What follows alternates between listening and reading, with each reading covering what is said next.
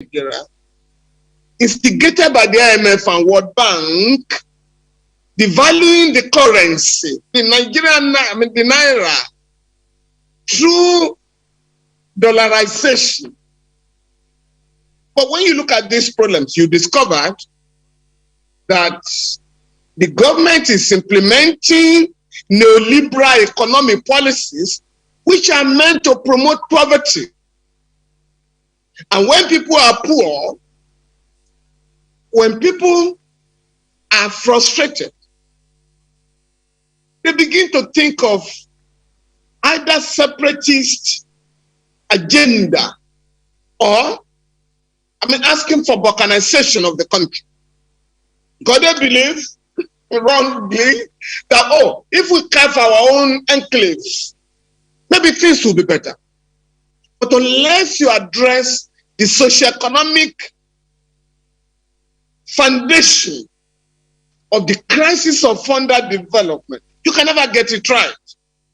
And that is why we begin, when Nigerians are frustrated, we compare regimes. But all together, the successive regimes have implemented different policies. The same policies. They may call them different names, You either talk of needs under the Olusegun Obasanjo regime, or you talk of transformation agenda under the Jonathan administration, and under the Buhari administration. You call it all manners of names. So, but at the end of the day, what are the components? Poverty, devaluation of the currency, retrenchment of workers, non-payment of minimum wage, and so on and so forth. You then compare the regime in terms of degrees. Which of them since 1999 has really respected the rights of our people? Which of the regimes in Nigeria has operated under the rule of law? Then you then begin to, this one, a regime you said was led by clueless president. It's not been embraced because you have a worse situation in our hands. And so it's exciting to hear you reel out all the challenges and the things that are the root cause of it has been our terrible. Thank you, sir. SAN, it's so an honor to be with you on the show today.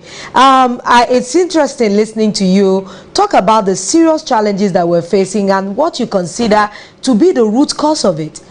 These problems and the challenges that we are facing, it's been ongoing for years. And I'm wondering that it seems that there is no way, I can't seem to see the light at the end of the tunnel. 2023 is upon us, and we're still wondering, where do we shop for the new leadership that can take this country out of this miry clay? Because it seems that this is like a quagmire of some sort.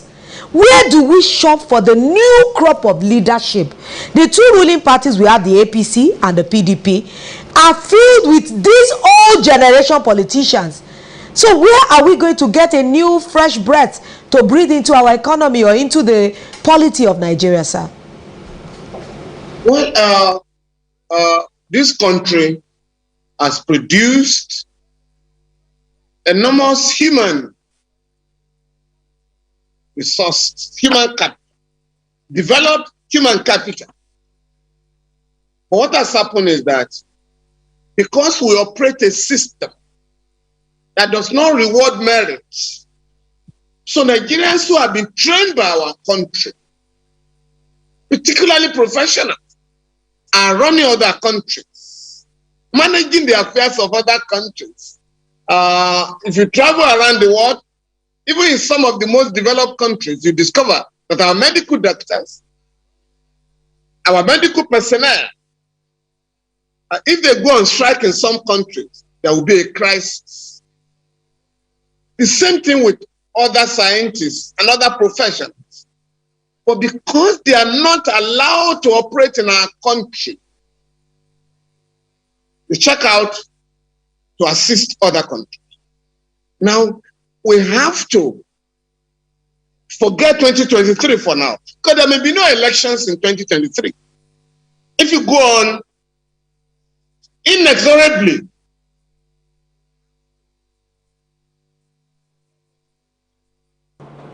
okay, to the precipice, you're fighting terrorism. In the Northwest, you are fighting banditry. In the other regions, you are fighting kidnapping, I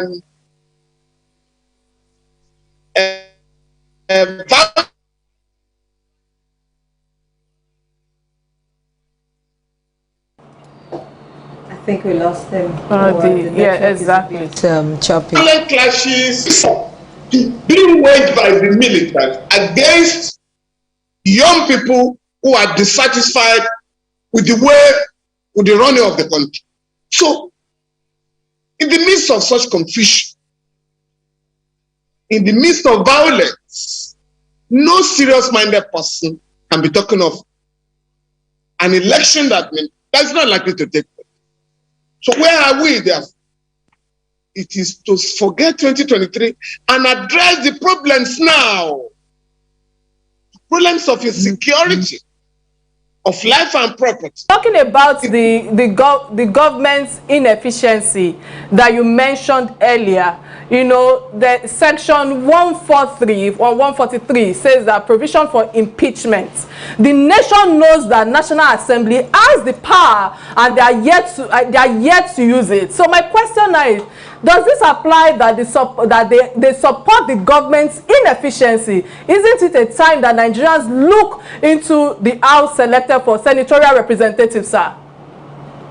By virtue of section 14, subsection 2, subsection B, it is the security and the welfare of the people shall be the primary purpose of government. As I said elsewhere a couple of days ago, if the government of the day can no longer meet its basic constitutional responsibility, the National Assembly will have to move to embark on the process of impeachment. We're not talking of a coup, impeachment. And how do you go about that? The National Assembly members may not be willing because it's generally peopled by the members of the ruling party, as well as others who are really not disturbed by the virtual collapse of the country. So, it is the duty of Nigerians, it is the responsibility of Nigerians to mobilize and mount pressure, sufficient pressure on the National Assembly to take urgent steps to save this country from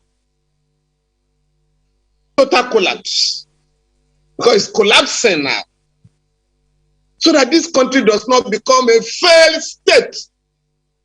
Now, how do we go about that? Take Lagos State, for instance. There are 3 senators. There are 24 members of the House of Representatives. We must now begin, Lagos being a leading state in the country, we must begin to engage our legislators. What are you guys doing in Abuja? What are your solutions to the problems of insecurity in our country, problems of unemployment of our youths, and problems of rising criminality? Now, and that will have to take place all over the country. But what has happened? Once people are elected in Nigeria, we wait until the next 4 years when they are coming around to ask for your vote. Once the election is concluded, that is the end of the matter. No. By practice, each of our legislators has a constituency office provided for in the budget. But how many times have we found out, particularly the elite? If I ask you now, you're not likely to know your council. You're not likely to know the chair of your local government council.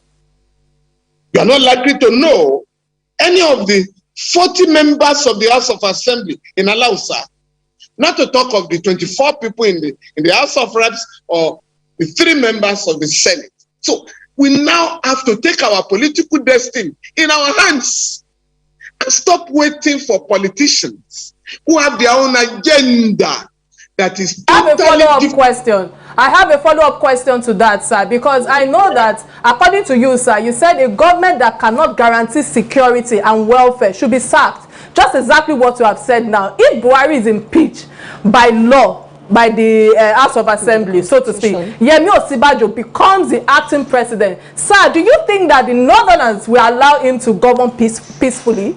No, please. I'm not going to engage in the ethnicization of the problems of the country, because I did listen to you earlier. Oh, Northerners are saying, no, they are not okay with Jonathan. Southerners are saying they are not okay with Buhari. Please. When people rule the country, they are not representing their region. They are representing their class. President Muhammadu Buhari is not representing the masses in the north. And by the way, the northern parts of Nigeria were housed the largest poverty-stricken people in Nigeria. So when you have a northerner in power, yes, he may be representing his own class and ethnic group, or immediate, I want to call nepotism. But they are not representing the beggars on the streets and the destitute. They are not representing young people who are roaming the streets in search of jobs. They are not representing the workers who are being sacked. I mean, take Kaduna State, for instance. Not less than 30,000 people have been sacked in the last 4 years. And you want the people there.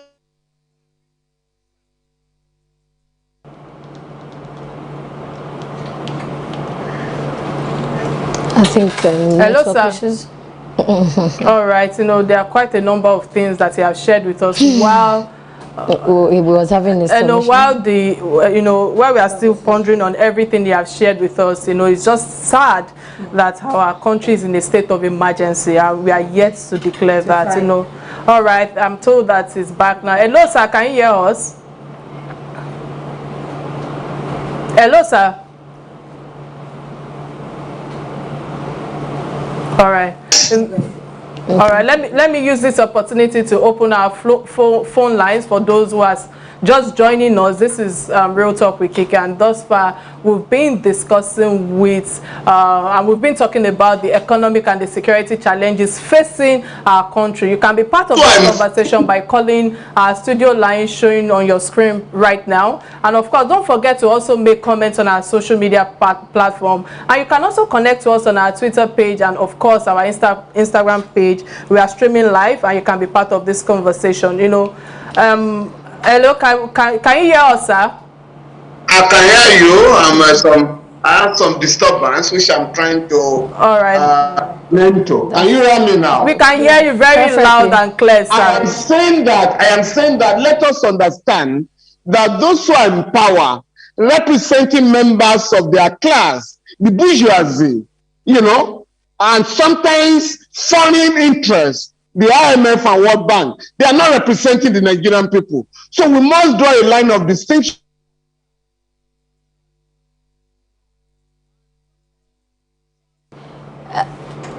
Do we still have between the rulers, Southerners are in power? No. All right, sir.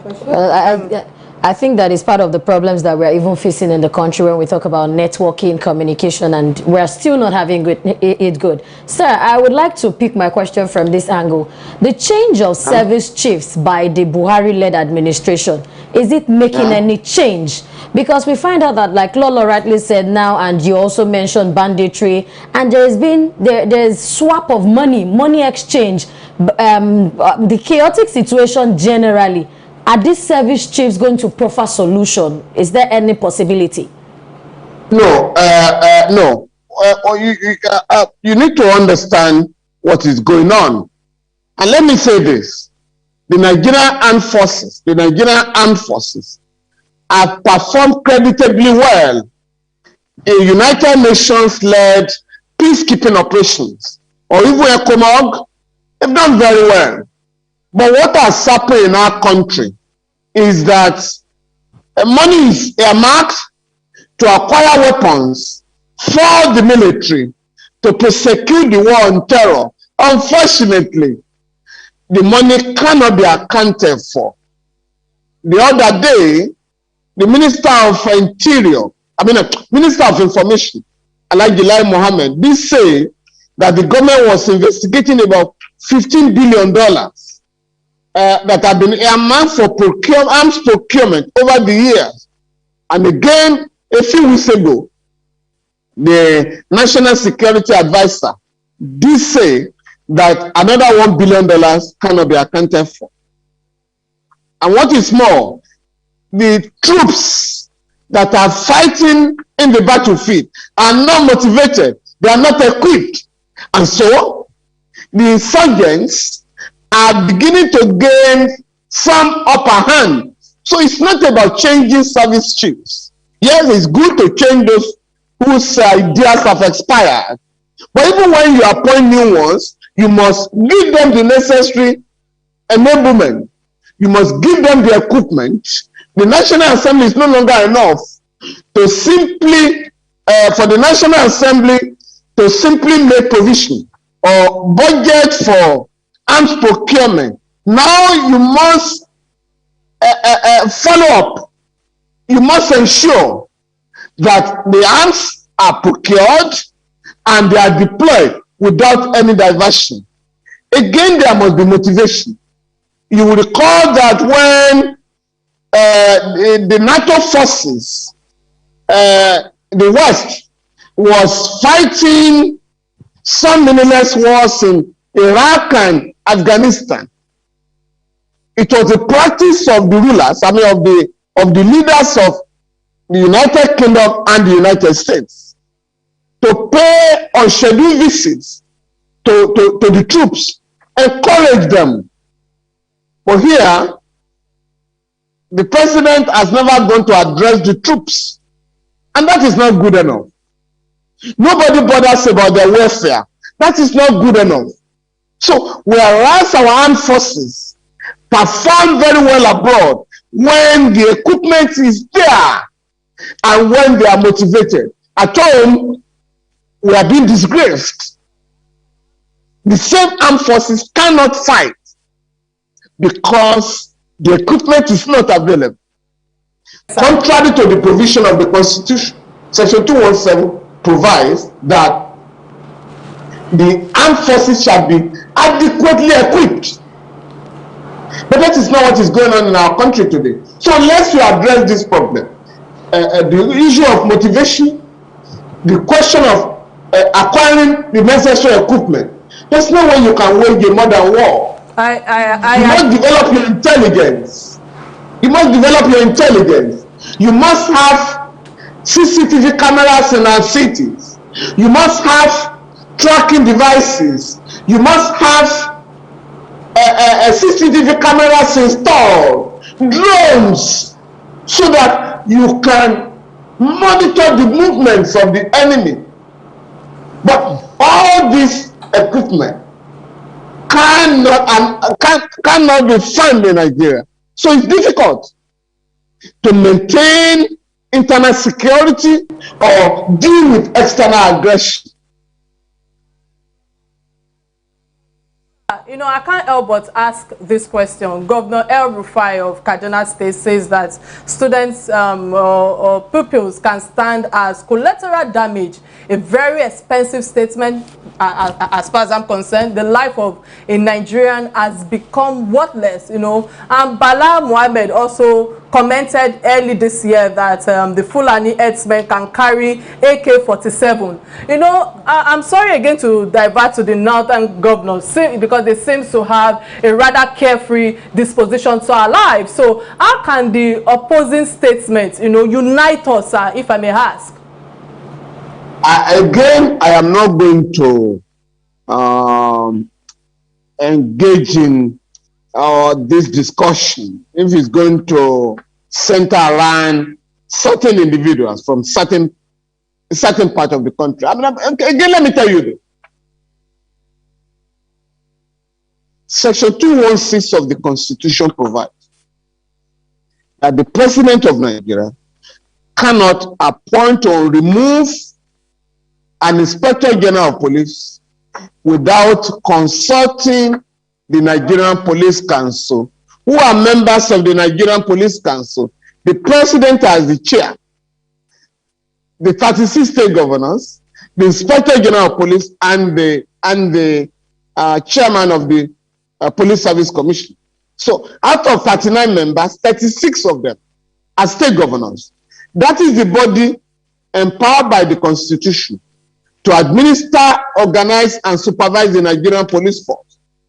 That body never meets.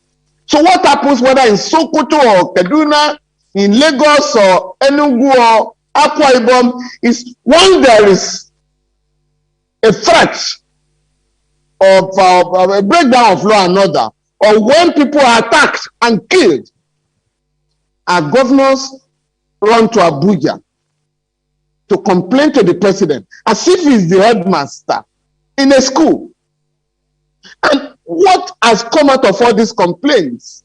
Why don't you, as I have repeatedly maintained, requisition regular meetings of the Nigerian Police Council to discuss and debate and deliberate, you know, on the security situation in the country? So when a governor says anybody can arm himself with AK-47 all over the place, I came out to make the point that under the Firearms Act, that is an illegal statement. I mean, it's alien to the law. When somebody said, I think it was the same governor, that anybody can invade the forest of any state. I said, no law says that. On the contrary, and I think it was reacting to the order of the Ondo state government that herders should either register or quit the state. And I pointed out that by virtue of Section 42 of the forestry law of Ondo state, any trespass, anybody who is found on a forest reserve without authorization is liable to be prosecuted, and the punishment is 5 years imprisonment, no option of fine. And that was the end of the debate. Do you know that the federal government has since come out to say that maintenance of law and order in all forests in the country is the business of state government? The government has now said that. When some people said they wanted to have Ruga, what is called ruralization of state, I said no. The land in every state is vested in the governor on behalf of the people. So if outside the federal capital territory, President Muhammadu Buhari cannot acquire any land in Nigeria. If he wants a plot of land in Lagos, he will have to apply to the people in Alausa. And this is the law. So unless we embrace the rule of law, unless we embrace constitutionalism, we're not going to get it right. All right. San, I'd like to also ask you, you mentioned that we need to nip it in the bud by going back to the root cause, which is poverty and some other things that you mentioned. Yeah. I want to highlight on the minimum wage.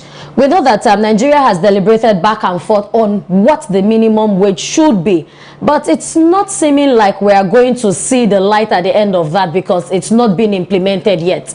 So how are we going to conceptualize and nip this in the bud to have a new structure for us to thrive on? Well, again, this is about the rule of law. The Constitution provides that there shall be not just a minimum wage, a living minimum wage, which is not what has been provided by law. But take it as it is. Under the National Minimum Wage Act, it is a criminal offense to pay below the minimum wage or not to pay the minimum wage. And that is the law. So if governors... I might have to interrupt your thoughts, sir. We have a caller from Delta State. We have his name is Festus. Festus, please, thank you for calling on the show. What's your contribution on the perspective on of the topic at hand? My contribution is that I want to thank the fan, your guest speaker. So this is sincerely, my contribution is I want to react to the fan. To be honest, the fan speaking today, if the fan, for any reason, somebody comes to indoctrinate him or in any way asks him to work for a bandit group, he will not accept that because he has a good job. The problem today in this country is that banditry everywhere, group different people are coming everywhere to fight the government is that there is no job. His children today can also not be indoctrinated in any form to go and do violence in any way. If the federal government is lacking of idea of what to do, they should find a way to create jobs. Invest on companies. Invest on projects that can engage everybody. I think if 60% of Nigerians are engaged, you will see less violence. The fans today cannot carry a gun to harm anybody. Not even that is the children, not even you on the STV there. You cannot do that because you have a good job. So our federal government, if they are lacking finance, as a family, they should one way preach and invest on this country. If there's no way they have earned their borrowing power, they should print money and invest for the youth of Nigerians. Because if you continue this way, you will not find route to your TV station. All right. Thank you so much, Festus, for calling in. So, sir. Clear that without providing for the youths in their millions, I mean, just imagine state governments and the federal government are establishing universities and other tertiary institutions. As of the last count, we are close to 200 universities. But no government thinks of what will happen to those young people who are graduating from those schools annually. And there are wonderful opportunities in this country. Again, I come to Lagos. Lagos consumes about 500 million worth of food every day. Now, apart from what comes from outside the state, from the north, the rest is imported. Whereas we can mobilize young men and women in their millions to engage in mechanized farming. Because we need to feed 200 million people and possibly export food. And so there will be enough jobs for our young people. And I mean, something said that the devil finds work for idle hands. When some of us were leaving the universities, we had jobs waiting for us. Those who went abroad who rushed down the very day they completed their programs. They wrote their final year exams because jobs were waiting for you. When we were undergoing the youth service, employers of labor came and they gave you jobs. So by the time you are completing your youth service, you had about 2-3 jobs. You then have to ask yourself, which one is likely to give me a housing loan or car loan or both? So you could pick and choose. Now, what has happened to our country? Many of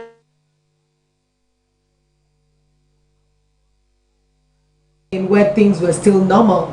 I would like to. So, yeah, go ahead. Sorry, sir. A lot of people will tell you that was when things were normal in Nigeria. I want to go No, back. they should be. They can be made to be normal again. Amen. That's the point.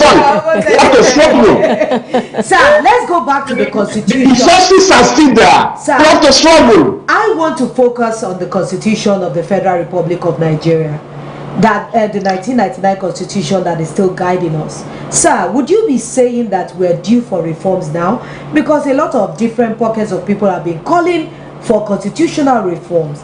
Are we due for it? Are we ripe for it? Or is there no need, sir? We're more than ripe for it. Because the constitution we are operating was imposed on our country by the last set of military rulers. In fact, what we call the Constitution is actually Constitutional Promulgation Decree number 24 of 1999. It's a decree signed by General Abdulsalami Abubakar, just like 1979. The 1979 Constitution, Decree 102 of 1979, was signed by General Olusegun Obasanjo. So, since 1963, we haven't had a constitution enacted by the Nigerian people. And so, if we have to have a constitution of the people, we have to have the representatives of the people to midwife a constitution for the country.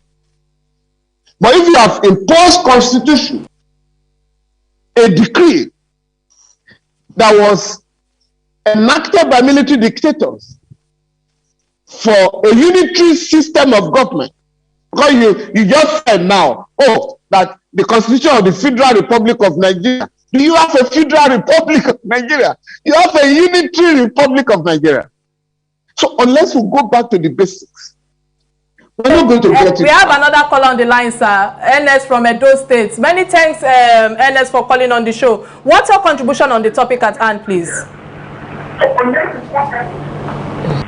Hello. Please go ahead, Ernest. Go ahead.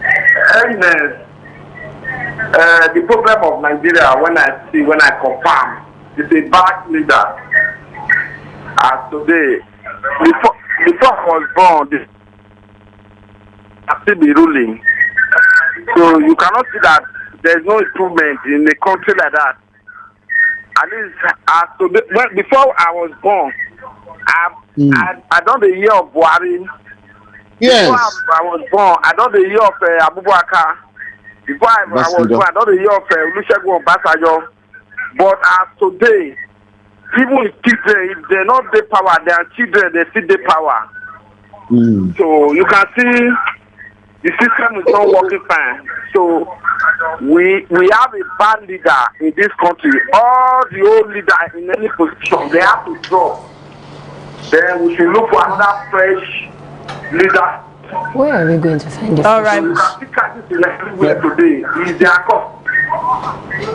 So Ernest, what I will advise is that you must get ready. You must mobilize your people. You must mobilize young people to take part in the affairs of the country. Absolutely, yeah. There are old people that are very progressive, and I don't mean progressive in the sense of the APC. I mean who are genuinely progressive and are willing to turn things around in the interest of our people. So we must look for them all over the country. I mean, look at what happened last year. And the young people showed a bit of that.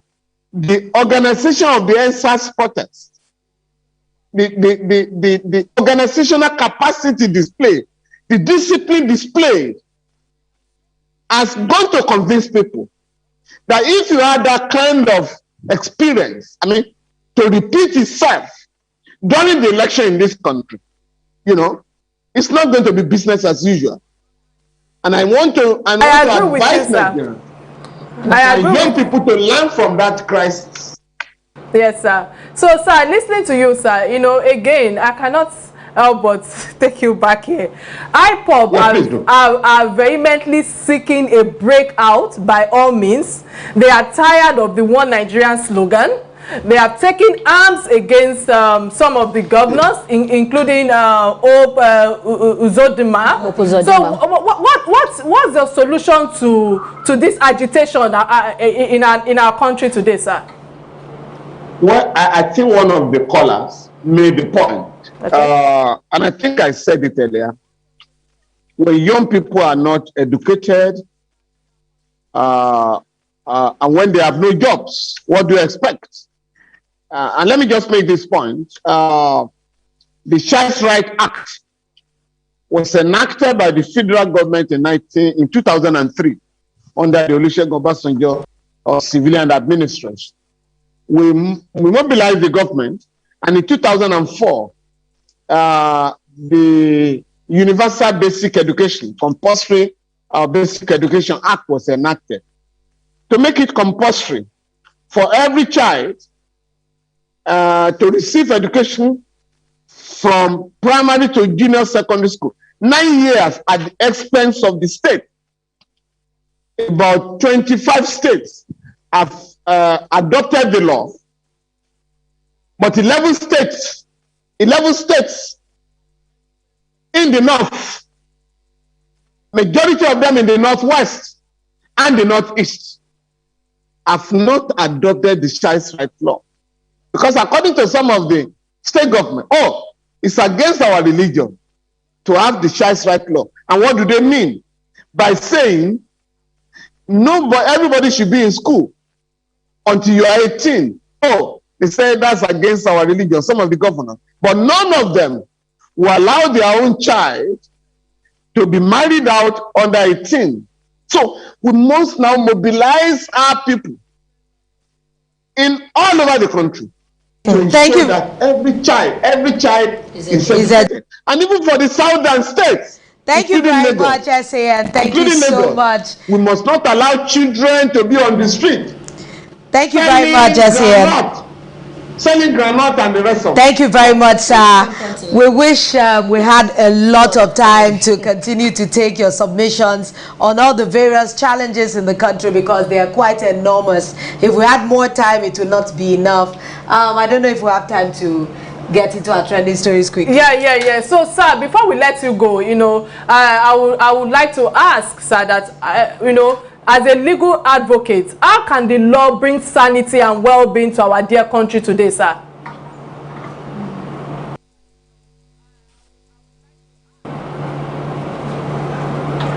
Come again? Hello, sir. I didn't quite hear that. So I said, sir, as a legal advocate, how can the law bring sanity and well-being to our dear country in 1 minute, in 30 seconds, sir? Well, for all of us to embrace the rule of law, constitutionalism, and fight impunity. Fight impunity until we can restore law and order in this country. Our leaders go abroad, our rulers go outside the country, and they behave. But when they get to Nigeria, they believe there is no law. And so everybody behaves with impunity. So that has to stop. And we must ensure that criminal suspects are brought to trial, so that their cases can serve as a deterrent to others. Thank you very much, sir. Many thanks for joining us today for our lunch show. Of course, your thoughts and your submission, of course, lending your voice to all the challenges we are facing thus far. I hope that the federal government will take from your words of wisdom to look for how to bring sanity to our country. Many thanks again for sharing part of your time with us during this Bye-bye. Bye, sir. Thank you, sir. This is unfortunate. I know that our time watchers, the time watchers, they keep telling me, you need to round up now, you need to round up now, you need to round up now. But, well, we've had a very engaging conversation. It just shows that we have a lot of challenges, and our challenges cannot be overemphasized any longer. What we need now is solution. How to get the solution to our nation is where all our thoughts should be. All right, many thanks. I think because we don't have enough time, there's one of our trending stories about the compensation claims for late Lagos-based chef, and that's to call for probe into a call center against death. and the death of these two ladies have been attributed to hospital negligence. And of course, Nigerians are seeking for justice to be served on the medical personnel responsible. I think Premier Hospital to be precise. You know, the hashtag for the chef is justice for Kpeju is unfortunate. I think that because of time, let me quickly give our submission that I extend my condolences to the family of Kpeju, and more importantly, of course, the Omolara as well. Of course, it's unfortunate loss. However, the key issues that needs to be attended is the fact that Lagos State government upon this case is taxing Health Facility Monitoring Agency, where they are asking where is the agency when it comes to scores of Nigerians being as in dying and the likes, and the tragic way of them handling things. And of course, the case calls for questioning, especially at the capacity and the quality of our surgeons and healthcare staff. Perhaps they might want to blame the people, but the best of them have all traveled abroad for greener pastures. Exactly. Plan B. Exactly. And that's where I think that the brain drainage and neglect of healthcare staff keeps going on and on. You know, I wish we have a lot of time to deliberate on this. But medical malpractice, I guess I guess that's how we have to round off. Many thanks to you guys. Of course, I wish we had enough time to squeeze out more juice from one of my favorite sons in Nigeria. All right, guys. So we'll come your way next week. Bye now. Or on Thursday. Apologies. Bye.